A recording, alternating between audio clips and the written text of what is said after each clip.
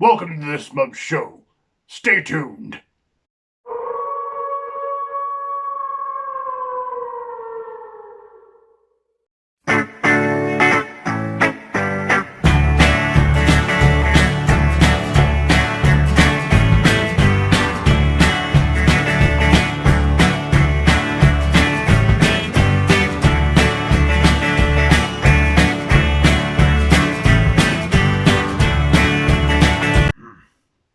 More meaner than my nail skin. Why, hello there, and welcome to that time of the month show. I'm your host, Gordon the Werewolf, and I love werewolf movies. God, I love them, and I'm one myself. So, this month, I'm gonna give you a triple helping. Review, mythos, facts, if there are any facts, on the werewolf movie this month, Cursed.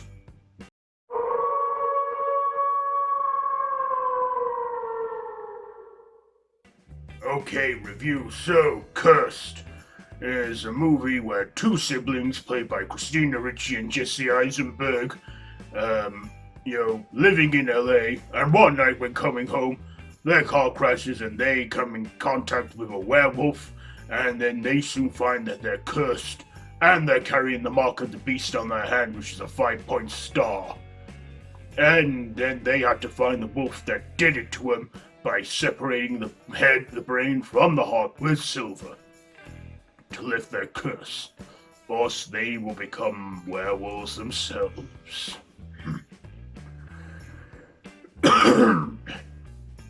Okay, so, likes and dislikes. First of all, I liked Jesse Eisenberg and Christina Ricci in this. Two actors which you don't think would really mix well together. Actually, I feel sell it off as two siblings. I also think Christina Ricci was kind of pretty in this. Before this movie, I kind of knew her as Wednesday Addams, but yeah, she, at 25 years old, was really stunning and beautiful in this movie, and was great. This also had Jesse Eisenberg's character, a bit of a nerd geek, and yeah.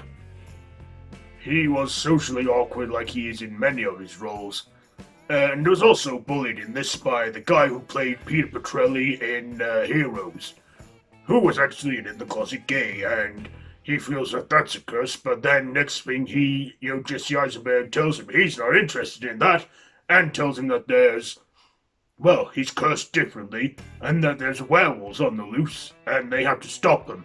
This also has Judy Greer in it as well, who in recent years is probably known for her role in Halloween as Laurie Strode's daughter. She too was good in this, real sexy, and I love the reveal that she is also a lycanthrope in the end of in this movie. And of course, I cannot forget the werewolf in this. Now, at some parts, the werewolf looked practical, costume, puppetry, and then in some parts, it was CGI, including the car park scene where a werewolf is chasing a young woman. Now, that scene is very suspenseful and very entertaining for me, but still, knowing that it's CGI, well, it's not too dated yet, but we've had a lot of CGI stuff since. I mean, I like the werewolf look in it. It's what I like in a werewolf. And I thought that was enjoyable and good. This also had a cameo from Bowling for Soup and featured Shannon Elizabeth.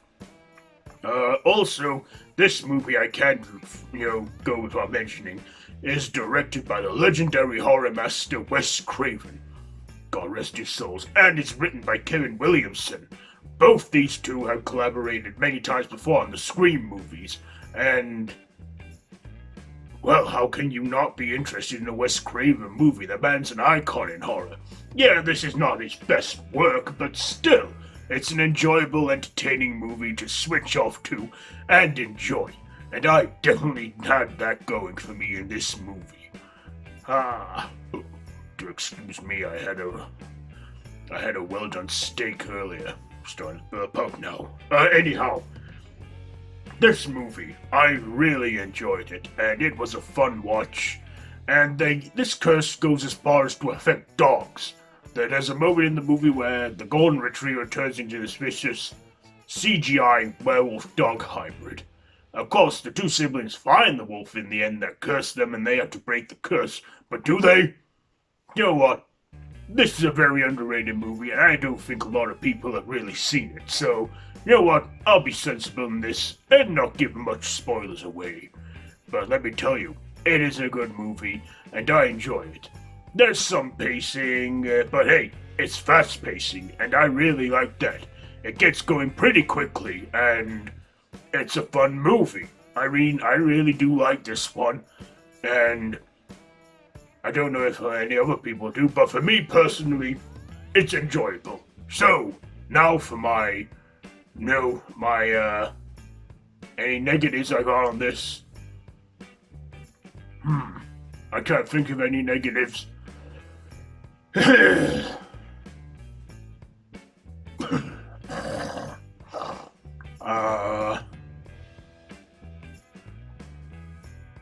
Yeah, I guess there was some boring moments in there, some stereotypes, some cliches.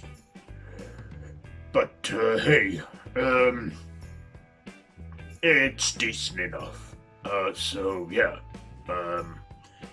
I'm gonna give, Cursed, you know what, I'll give it 4 full moons out of 5. So there you go. Yeah, so, 4 full moons out of 5. So, yeah, I think I pretty much said all I need to say about the movie in the review.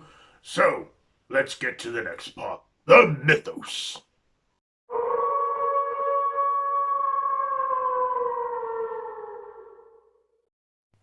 The werewolves in this movie have tall, big, muscular bodies covered in dark gray or black fur, and also have wolf-like feet. They have a wolf head as well, and can transform in the full moon. The werewolves also have the mark on their hand of 5 dots, being called the mark of the beast, which form the 5-point star when joining the dots together. The curse can be lifted if the one who is cursed finds the wolf that cursed them and has to cut their head off with silver, or stab them in the heart with silver, as long as the brain is separated from the heart. The curse can also be passed on not just by a bite or a scratch, but through sexual contact as well, which we do get explained in the movie by Judy Greer's character. And there you have it, the mythology on these werewolves from the 2005 movie Cursed. Now for the next part of the show, the facts.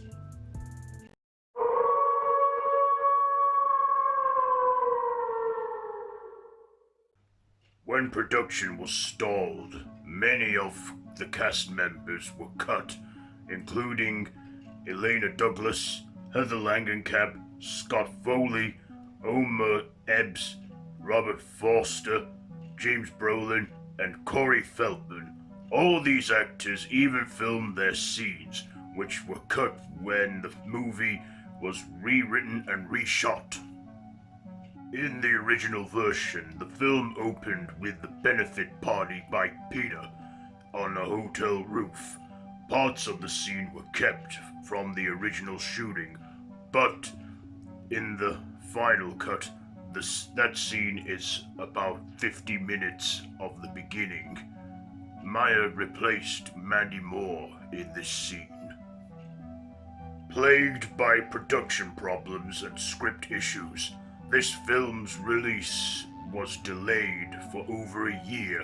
Over half of the movie had to be reshot, and many cast members being replaced due to scheduling conflicts.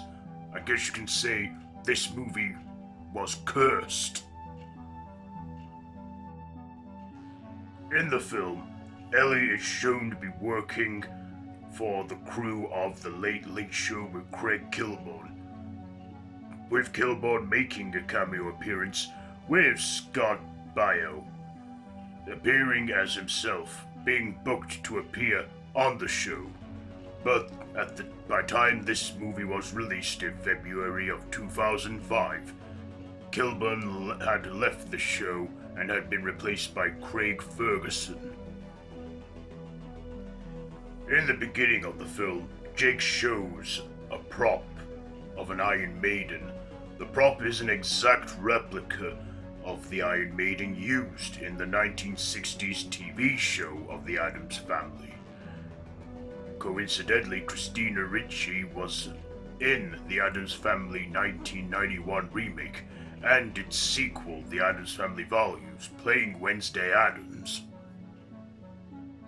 The set used for the high school scenes were the same used in the TV shows Buffy the Vampire Slayer for Sunnydale High, West Beverly High for Beverly Hills 90210 and its spin-off 90210, and it also was used for the movie She's All That. Despite Wes Craven making and directing so many horror movies, Cursed was his only werewolf movie, coincided with another horror movie he directed 10 years earlier, Vampire in Brooklyn in 1995, which is his only vampire movie that he directed. Well, there you go. This month's episode all done for you. So, did you enjoy this month's show? Let us know down in the comments. And what do you think to the movie Cursed? Share it all down below. And if you like this video, be sure to give it a big thumbs up, share it with your friends, feel free to subscribe to the official Random Horror YouTube channel if you haven't already, and to hit that notification bell. I've been your host, Gone the Werewolf, and this has been That Time of the Month Show. I'll see you next time.